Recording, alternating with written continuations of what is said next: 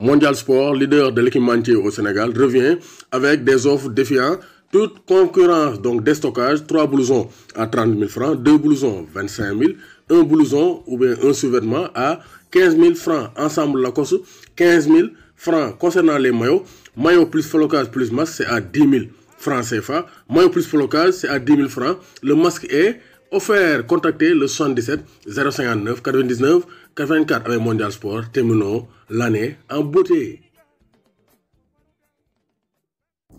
Bonsoir à toutes et à tous, bonsoir à tous les suiveurs et à tous les inconditionnels de Grégoire Omnisport. Donc Garindiaï, Warul Tid, Warul Ragal. On connaît maintenant les affiches des demi-finales du tournoi IFOA. Tournoi IFOA, bi organisé Fidi, Sénégal, Union des fédérations ouest africaines. Dafa IFOA A, am IFOA B. Donc IFOA A, mooy équipe yi jege ay Gambie, Guinée, Sénégal. ñooy doon football. Léegi ki gagné tournoi bi mooy représenté zone boobu pour la Coupe d'Afrique des Nations bi war am fële ci Mauritanie en 2021 CAN U20. Donc gis nañu Sénégal, donc ils ont eu un match nul et une victoire parce que poules sont des poules de 3. Sénégal, Sierra Leone ak Gambie. Sénégal ak Gambie ñoo génn.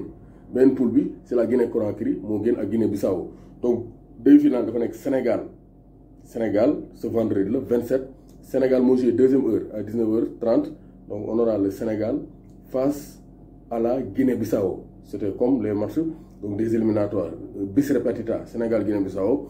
Gambie mooy dalal Guinée-Conakry bu Diane Bobo Baldé. Donc ñooñu loolu mooy les affiches de demi-finale. Premier match bi 16h30 la Guinée-Conakry Gambie. Ensuite on aura Sénégal Guinée-Bissau. Macky Sall face à Mbalo. Donc ñooñu ñooy daje pour les demi-finales du tournoi IFOA. Finale dina am le dimanche. Donc on espère encore voir donc de très bons joueurs, Libas Gueye, John Lopi, Biram Diaw. Donc vraiment Mohamed Rassoulba, l'enfant de Podor. Donc Maï Bey Oubach, Moulay Dabach. Donc inconditionnel de Grégoire qui habite à Podor. Donc on attend de voir un très bon match. 2 demi-finales de très haute facture. Donc loolu moo nekk affiche tournoi IFOA. Dañuy ñëw ci Kigali lan moo fa am c'est les éliminatoires de la CAN 2021 Afrobasket masculin. Sénégal premier match dafa gagné, deuxième match aussi gagné face au Mozambique. Donc Sénégal, ils ont gagné le deuxième match face au Mozambique. Donc 60-53. Sénégal gagné Boniface donc 2 matchs, 2 victoires. Ils vont rencontrer les leaders du groupe, l'Angola. Angola moom bokk na ci favori. Donc Sénégal Angola ñoo war a daje pour le 3e match de cette poule. Les 2 leaders, ça sera ce vendredi à 17h parce que basket amul xaar. Chaque jour da ngay jouer. Donc ça sera ce vendredi à 17h. Sénégal face aux Palancas Negras de l'Angola. Donc dañuy jógee ci basket bi dem ci lamb ji bu lamb ji sàggee mbër ba waaf ca géew ga. Yan mbër ñoo nar a nekk ci géew gi? Modou Lo, Ama Baldé.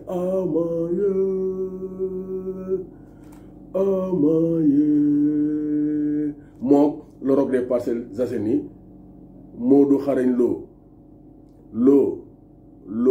J'espère que l'eau ne sera pas bouillante pour Ama Baldé. Donc Ama Baldé moom miin na Parcelles parce qu'il a décimé Parcelles. Papa Sow, Baye Peul ak Zos dañ leen a raxas. Kan moo ko def? C'est Modou Lo, le tête de file de l'écurie Rock Énergie. Ama Baldé vise la couronne de titre roi des arènes parce que dernièrement juillet dernier Modou Lo dafa dóor Eumeu Sène samp bopp bi gis pétrole bi.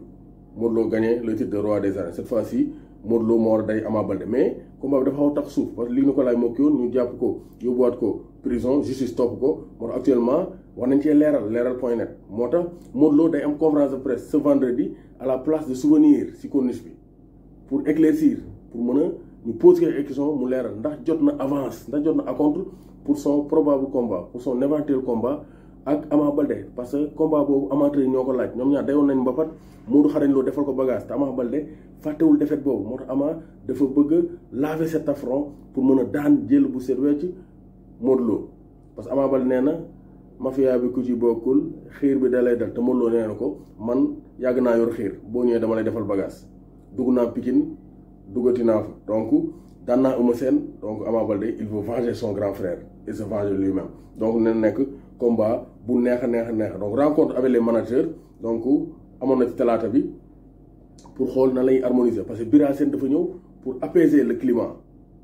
Bira Sène amnistié na donc les arbitres suspendus ñoom Sitor Ndour donc indiwaat na leen ñu commencé arbitrage ça c'est pour apaiser indi un climat d'apaisement, de paix au sein de la lutte sénégalaise. Ensuite, argent sponsoring bi léegi dañ koy verser CNG donc dañ ko doon verser mbëri mais léegi dañ koy jox CNG après CNG def ci lii waar donc dañuy jógee foofu donc bu làmb ji tey moom Omnisport bi day saf sap lay def sap la def tey moom j'espère que gars yi duñ kaas donc wax nañ ci làmb ji wax nañ ci football bi wax nañ ci basket bi donc le tour est joué Grégoire Omnisport tey moom saf na sap ak Omnisport donc Gaynde Njaay waawul tiit waarul ragal. Donc avant de fermer je vais parler du Stade de Mbour. Stade de Mbour dañoo président bu bees mooy El Hadj Amadou Wade Aswad donc moom lañ ko gën a xamee donc vraiment keroog ñoom Papa Dieng woo nañ ko Sud FM def émission bu neex mu wax ay projet am nee na dafa bëgg a ñëw redresser boole Mbour yëpp ci Stade de Mbour et permettre au Stade de Mbour de gagner des titres parce que ba léegi Stade de Mbour mun ñoo gagner titre